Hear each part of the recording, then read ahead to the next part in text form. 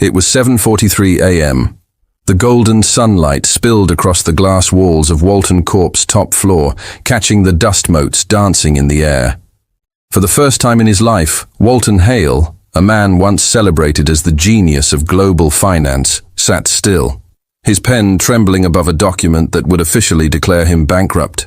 His reflection stared back from the window, hollow eyes, an unshaven jaw, and 1,000 sleepless nights behind them. "Sir," his assistant whispered timidly, "the board will be here in 15 minutes. They'll need your signature." Walton nodded without a word. His empire, the one he built from nothing, was gone. Deals had collapsed, partners had turned on him, and the world that once applauded him now watched for his fall. The once mighty billionaire had become a lesson in failure. He looked at the clock again, 7:46. In exactly 14 minutes, his empire would end. Down the corridor, Kajal, the new cleaning lady, was quietly humming an old song as she dusted the desks. She was small, soft-spoken, and new, just 3 weeks into the job. Most of the executives didn't even notice her, except for her quiet greetings every morning. But Kajal noticed everything. Every coffee stain, every torn paper, every signature mark. Her eyes always lingered a little longer than others. This morning, she had been cleaning the boardroom early when she saw something odd, a draft document with a line highlighted in red. The clause was written in confusing legal language, but Kajal's curiosity made her stop. Her father used to work as a clerk. She had learned a bit about contracts while helping him fill forms back home. Something about the line didn't make sense. It seemed to transfer all of Walton's remaining assets to an unnamed subsidiary, and at the bottom, a tiny signature space with a different company name. She didn't understand everything, but one thing she felt deep in her gut. This wasn't right. By 7:55, Walton sat at the grand conference table staring at the paper. His lawyer and financial advisor stood silently, eyes cold, waiting. Just as Walton lifted his pen to sign, the glass door creaked open. "Sir, I'm sorry," Kajal stammered, stepping in nervously with her yellow gloves still on and a cleaning cloth in hand. Everyone turned. The room went silent. "What is this nonsense?" barked the lawyer. "Who let her in?" I found something," Kajal said softly. "In the draft, the one left in the boardroom, there's a mistake." Walton frowned. "A mistake?" "Yes, sir," she whispered, trembling. "I think someone changed one of the clauses. It says the assets go to another company. But that name? It wasn't in the original." The lawyer's face turned pale. Walton's pen froze mid-air. "Show me." Kajal carefully walked forward, laying the paper she found next to his document. "Here," she pointed. "This line. It's hidden in the fine print." Walton's eyes scanned the line, and for the first time in days, his heart raced. He turned to his lawyer slowly, voice dark and steady. "Who added this clause?" The lawyer stuttered. "Sir, it's standard restructuring language.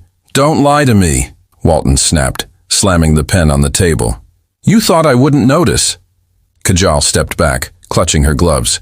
She did not know what she had just uncovered, but the entire room's energy had shifted. Walton looked at her, eyes softening slightly. "What's your name?" Kajal, sir."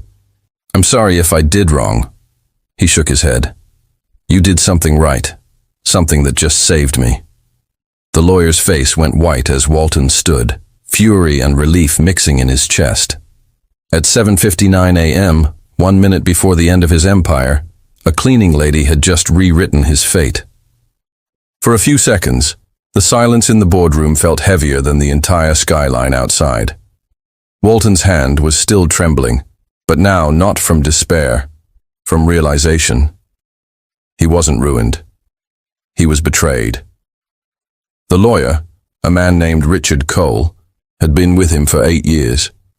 He was one of the few people Walton trusted with his financial life.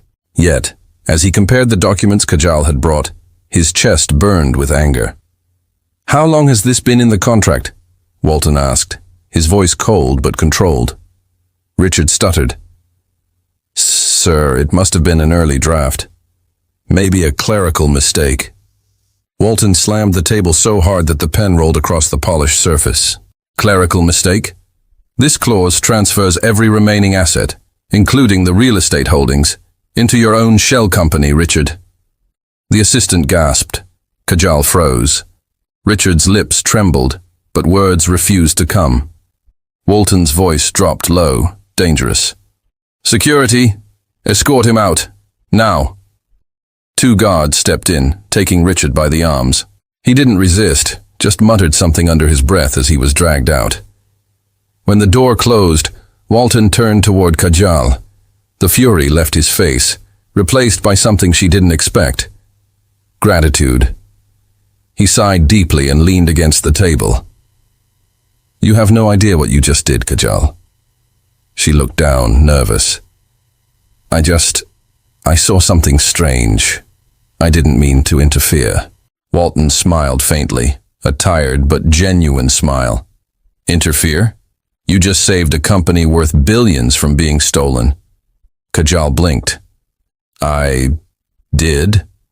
Yes, he said softly, and you might have saved me too. He motioned for her to sit, an act that shocked everyone still in the room. No one had ever seen the CEO offer a seat to a cleaning lady, but Kajal hesitated. Sir, I'm just staff. I shouldn't.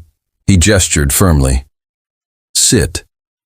She obeyed quietly, perching on the edge of the chair, her gloved hands folded in her lap. As the sun climbed higher, Walton stared out at the skyline. The city that had once applauded him now seemed to wait for his fall. Do you know? He said after a long pause. I used to believe intelligence only came with money or education, but today, you proved me wrong. Kajal's cheeks turned pink. Sir, my father used to fill forms for people in our village. He always said, never sign something you don't understand. I guess that stayed with me. Walton nodded slowly, impressed. Smart man. For a moment, he just watched her. The simplicity of her words, the honesty in her eyes. It reminded him of a time when he, too, had been just a dreamer, building something from scratch. A knock broke the silence. Walton's assistant stepped in nervously. Sir, the board is waiting. They're asking if the signing will continue. Walton looked at the unsigned paper, then at Kajal. No, he said firmly. There won't be a bankruptcy. Not today. The assistant's eyes widened. Sir, tell them, Walton continued, his voice regaining the power it once had, that the deal is off, and I want a full audit of every transaction Richard handled in the last 6 months. The assistant nodded quickly and left. Walton turned back to Kajal. You've done more for me in 5 minutes than my entire legal team has done in 5 months. She smiled shyly. I'm glad I could help, sir. Should I go back to cleaning now? He chuckled, the first genuine laugh in weeks. No, Kajal, not yet. I think I could use your help for something else. Her brows furrowed. My help? Yes, he said, picking up his coat. I'm going to rebuild this company, and I want someone around who actually pays attention. Kajal blinked in disbelief. Me? But sir, I don't know anything about business. You know honesty. He interrupted gently. And right now, that's worth more than a degree. As they left the boardroom together, the staff outside stared in shock, the billionaire and the cleaning lady walking side by side. Kajal followed him silently, heart pounding. She didn't know where this would lead, but something inside her whispered that her life had just changed forever. And somewhere deep in his chest, Walton felt a spark again, a reason to fight back. The next morning, Walton arrived at his office earlier than usual. The city below was still waking up, the streets painted gold by the sunrise. For the first time in months, his steps were firm, his heart steady. He wasn't the broken billionaire anymore. He was the man who had been betrayed, and now had a reason to fight back. When he entered the conference room, he found Kajal already there, nervously dusting the same table she had saved him over yesterday. "You're early," he said with a faint smile. She turned quickly, surprised. "Oh, good morning, sir. I thought no one would be here yet." "I couldn't sleep," Walton admitted. "Too many things on my mind. I thought maybe you could help me again." "Help?" Kajal asked, blinking. "Sir, I only know how to clean." He chuckled softly. "And yet you saw what my lawyers couldn't. I'm starting to think you see more than most." She smiled timidly, her eyes lowering. "I just notice small things. It's my habit." They spent the next few hours in his office. Walton spread out dozens of files, contracts, and reports across the desk. Kajal helped by organizing them, reading out small details, and pointing out oddities that others had overlooked. At one point, she hesitated before speaking. "Sir, this company name appears here too, the same one that was in that clause." Walton leaned closer. She was right. The same fake subsidiary appeared repeatedly in his property contracts, some dating back months. He frowned. "That means the betrayal started long before yesterday." Kajal looked worried. "Sir, someone really wanted you to lose everything." He nodded grimly. "And I think I know who." By afternoon, Walton called a confidential meeting with his two most trusted executives, Harris, the CFO, and Mina, the head of legal. Kajal stood quietly in a corner, listening, unsure if she even belonged in such a room. Walton opened the files. "These transactions, each one links to the same shadow company. I want a trace done immediately." Harris frowned. "Sir, that will take time. Weeks, maybe months." "We don't have weeks," Walton said firmly. "Our creditors are circling. If we don't find where the money's going, this company dies." Kajal stepped forward hesitantly. "Sir, may I say something?" Everyone turned toward her. Harris raised an eyebrow as if to say, "What's a cleaner doing in this room?" Walton gestured. "Go ahead, Kajal. I think, if the same company name appears in multiple documents, maybe they use the same format, maybe even the same printer or computer. If we find that, we'll know who printed them." Mina's eyes widened. "That's actually clever." Walton smiled. "You see what I mean? She pays attention." Later that evening, Kajal and Mina were in the archives, searching through old files. The room was dimly lit, the air filled with the scent of paper and dust. Kajal's fingers brushed over a file that looked newer than the others, clean, crisp paper with a faint perfume smell. She opened it and froze. Inside were several contracts with forged signatures, Walton's signature. Her heartbeat quickened. "Mina, look at this." Mina's expression hardened. "These are fakes. Someone's been copying his signature, and it's not just Richard." Before they could react further, they heard a faint click from the hallway. Someone was there. Kajal turned toward the door. Shadows moved. Mina whispered, "Close the file. Now." They quickly hid the documents, pretending to clean up. But a tall man stepped in, Harris, the CFO. He looked at them suspiciously. "What are you two doing here?" Mina replied smoothly, "Just reviewing old paperwork. Walton's orders." Harris's eyes lingered on Kajal a moment too long. "A cleaning lady working on financial files? That's new." Kajal smiled politely. "Just helping, sir." He nodded slowly, but his smile didn't reach his eyes. "Be careful what you touch. Some papers are sensitive." Then he walked away, his shoes echoing in the silence. When he was gone, Mina whispered, "He knows." Kajal swallowed hard. "Do you think he's involved?" Mina's face was pale. "If he isn't, he's hiding something." That night, Walton received a call. Kajal's trembling voice came through. "Sir, we found forged contracts. I think it's deeper than Richard. Harris might be part of it." There was silence.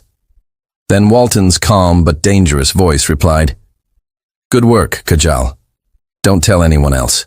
Tomorrow morning we expose them." He hung up, staring out his window at the glowing skyline. The empire that had been crumbling yesterday was now being rebuilt, with the help of a woman no one even noticed before. And in Kajal's tiny apartment, she couldn't sleep either. She stared at her reflection and whispered to herself, "I'm just a cleaner. How did I end up in all this?" But deep down, she knew. Fate had placed her here for a reason. The next morning was heavy with tension. The entire building buzzed with quiet rumors, whispers about the lawyer's sudden dismissal, the cancelled bankruptcy, and the cleaning lady who somehow saved the billionaire.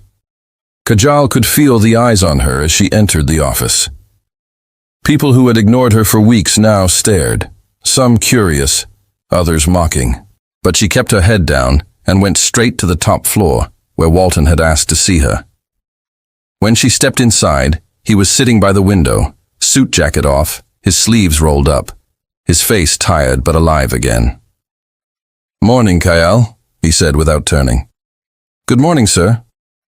He turned then, offering her a gentle smile. "How's our detective this morning?" She chuckled nervously. "Just a cleaner again, sir." "Not anymore," he said, handing her a tablet. "From today, you'll help me review internal files and contracts. No one outside this office should know."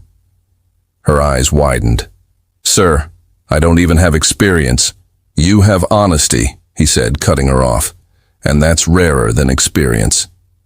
Over the next few days, Walton and Kajal worked closely together. She'd sit across from him, flipping through files, highlighting dates, cross-checking invoices. It was strange. Two worlds that were never meant to meet suddenly working side by side. Sometimes she'd ask questions that made him stop and think. "Sir," she said once, "why do people betray someone who trusted them?" He looked up slowly, eyes distant. "Because greed blinds people.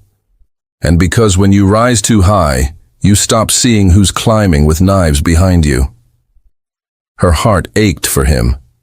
Despite his power, his voice carried a sadness deeper than any wealth could hide.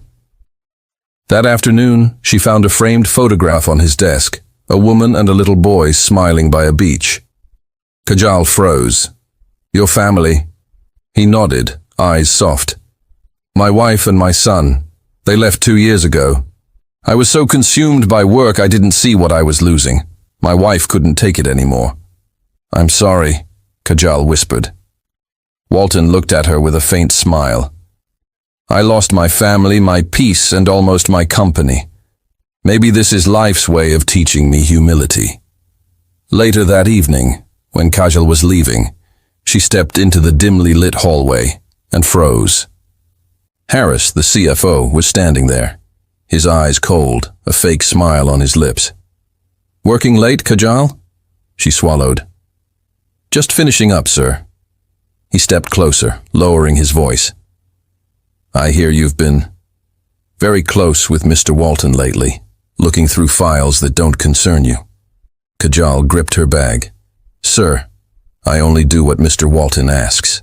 He smirked. "Careful, girl. You're just a cleaner. Don't get too confident. Sometimes curiosity can be dangerous." Her heartbeat thundered. "Are you threatening me?" He chuckled softly. "Just giving advice. Stay in your place." Then he turned and walked away, his voice echoing, "Some people get burned when they play with fire." Kajal's hands trembled all the way home. But instead of fear, anger burned inside her. She had seen enough injustice in her life, poverty, arrogance, people treating her as invisible. But now she knew her worth. That night, she couldn't sleep.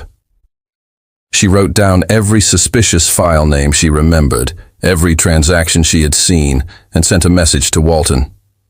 "Sir, I think I know where the missing money went. But I need to confirm something first." He replied instantly. "Good. Meet me early tomorrow. And Kajal, be careful." The next morning, Kajal arrived before sunrise. She quietly slipped into the records room and started digging through archived contracts again. Suddenly, she found something shocking. A payment record from Walton Corp to an offshore account under a fake charity name. The signature approving the payment? Harris's. She gasped softly. It's him. But before she could take a photo, a voice came from behind. Looking for something, Kajal? It was Harris. He was leaning against the door, smiling darkly. Her pulse quickened. He stepped closer. You think you're clever? You think Walton trusts you? You're just a cleaner. When this place burns, he'll save himself, not you. I'm not afraid of you, Kajal said quietly. He smirked. You should be. He snatched the file from her hand and left. She stood frozen, shaken, but not broken. When Walton arrived, he found her sitting outside his office, pale but determined. What happened? He asked, alarmed. Harris knows I found proof, she said, her voice trembling but steady. He threatened me, sir. But I'm not backing down. Walton's jaw clenched. He threatened you? She nodded. I saw the documents. He's the one who approved the transfers. You were right. The betrayal started long ago. Walton looked at her, pride flickering in his eyes. You're brave, Kajal, more than anyone I've ever worked with. She managed a small smile. I'm just tired of being invisible, sir. He nodded slowly. Then let's make them see you. The next few days were a storm, quiet on the surface, but boiling beneath. Walton knew Harris wouldn't sit still. A man like him would cover his tracks fast. So he decided to strike first. Kajal, he said one morning as they met in his office, it's time to end this, but we'll need proof. Solid, undeniable proof. Kajal nodded, her eyes sharp. Sir, Harris took the file I found, but I remember the account name. If we trace that offshore account, we can prove everything. Walton smiled faintly. I already did. Her eyes widened. You did? He nodded and turned his laptop toward her. Every payment that left this company under charity donations was rerouted to an offshore firm registered under Harris Global Ventures. He's been using fake vendors, fake suppliers, siphoning millions. Kajal's mouth fell open. That's unbelievable. People like him always underestimate honesty, Walton said. He thought no one would question him, not my lawyers, not my board. But he forgot one thing. Kajal tilted her head. What's that? He smiled. You. That afternoon, Walton gathered a small circle of loyal executives, Mina, the head of legal, and two directors who had stood by him during the crisis. Together they formed a plan. Tomorrow morning at exactly 8 a.m., there would be an emergency board meeting, the same time his bankruptcy had been scheduled just days ago. But this time, instead of signing his ruin, Walton planned to sign his revenge. That night, Kajal stayed late, preparing files and sorting through data with Mina. Mina smiled at her. You know, Kajal, I've worked here for 15 years and I've never seen Mr. Hale look this alive. Whatever you've done, thank you. Kajal smiled softly. He gave me respect when no one else did. I just want to give something back. As they worked, Kajal glanced at Walton's office through the glass wall. He was alone, staring at the skyline again. His hand was resting on that same old photograph, his wife and son. For a moment, she felt something deeper than duty. Empathy, connection, maybe even admiration. The next morning, the boardroom was packed. Every major shareholder, department head, and senior manager was present. Harris walked in confidently, wearing a smug grin, as if he already knew he was untouchable. Walton entered last, calm and composed. Kajal stood quietly near the back, pretending to be there as part of the cleaning staff, holding a small tablet in her hands, just as planned. Walton began. Gentlemen, 2 weeks ago I was ready to declare bankruptcy, but then something unexpected happened. A mistake was found, a small one, but it changed everything. He looked directly at Harris. That mistake exposed a lie. Harris forced a smile. Sir, I don't know what you're implying, but... Sit down, Walton said sharply. The room fell silent. Kajal's hands trembled as she tapped on her tablet. The projector flickered to life, displaying a spreadsheet on the screen. These, Walton continued, are transactions labeled as charity donations over the past 6 months. Each payment was routed to an offshore account under the name of Harris Global Ventures. Gasps filled the room. Harris's face turned pale. "This is absurd," he barked. "You can't prove that's me." Walton nodded toward Kajal. "Miss Kajal?" She stepped forward, voice steady but humble. "Each file was signed and approved using your login credentials, Mr. Harris. Here are the timestamps. And the company you registered in the Cayman Islands. It uses your wife as maiden name as director." Harris froze. The color drained from his face. Walton leaned forward, voice low and deadly calm. "You didn't just steal money from me. You tried to bury this company. But you forgot. Truth always surfaces." Security entered quietly at Mina's signal. Harris jumped up. "You can't do this. I built this company with you, Walton." "No," Walton said coldly.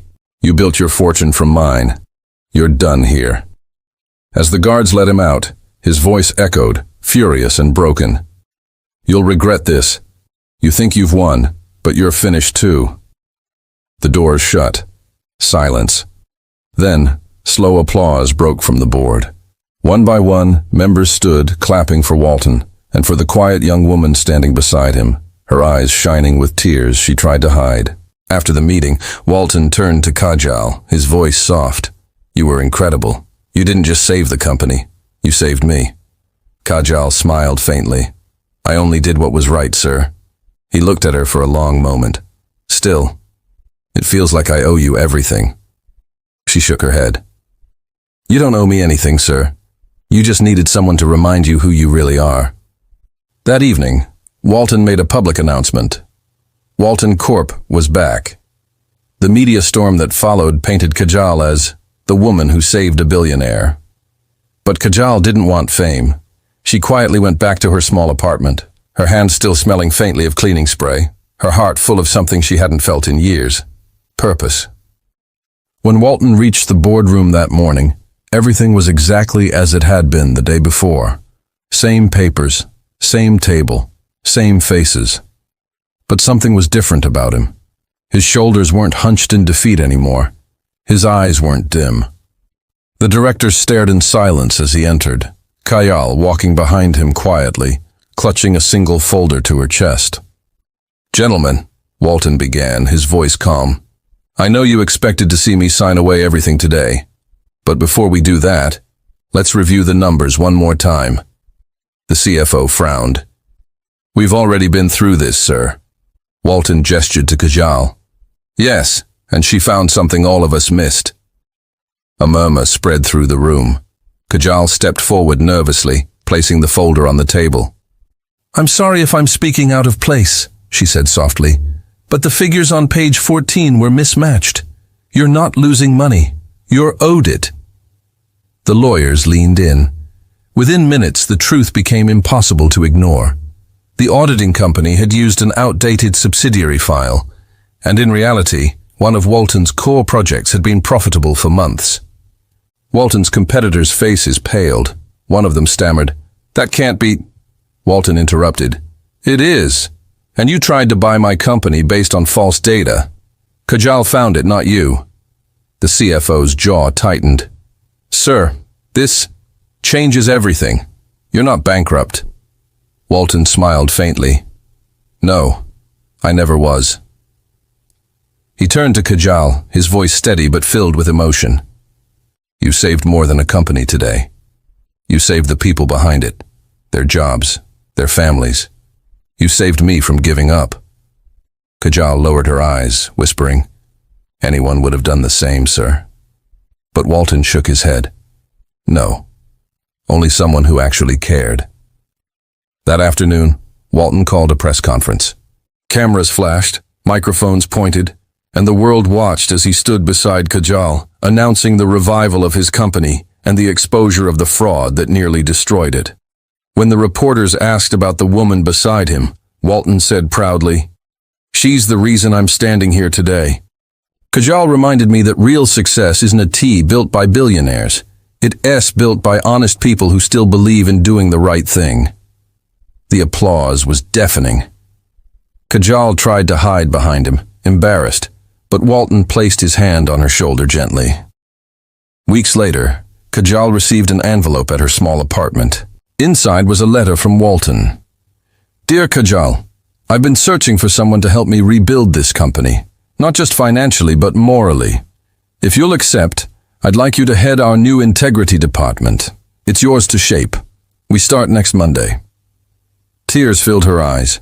She'd never dreamed someone like her, a cleaning lady, could have such an impact. When Monday came, she stood in the glass tower once again, this time not as a maid, but as an executive with her own nameplate. Walton greeted her with a warm smile. Ready to change the world again? He asked. She laughed softly. Only if you promise to double-check the spreadsheets this time. Walton chuckled. Deal. As they shook hands, the morning light poured through the windows, washing away the shadows of defeat that once lingered there. And in that light, Walton realized something profound. Sometimes, the greatest fortunes aren't measured in billions, but in the honesty and courage of one person who dares to speak up. The end.